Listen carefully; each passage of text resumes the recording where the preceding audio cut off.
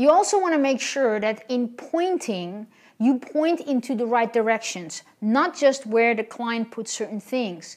But when you, for instance, talk about, let's say, a person who said horrible things to you, you want to make sure that you do not end up saying, you know, that insurance claim adjuster is such a mean person and doesn't really know what he's doing. You don't want to be pointing towards yourself.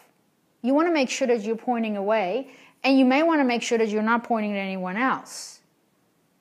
But when you talk about, for instance, you know what? You want to have a coach who's competent. You want to have a coach who knows what they're talking about, can do custom work, and can reach results for you. At that moment in time, you're pointing at yourself. You may have noticed in class that when I present and I say something negative, I make a point out of it to point elsewhere. If I say something positive, or if I mention something that is really for a single student inside the classroom, I literally point and gesture, not usually with a finger, but with a hand when I'm saying something that is really for one specific person in the room.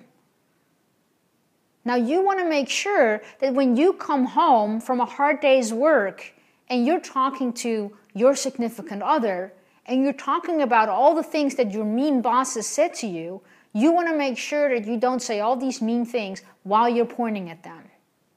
So make sure that you watch your client as to how they use their gesturing, but also make sure that when you gesture, that you do it to the best of your benefit.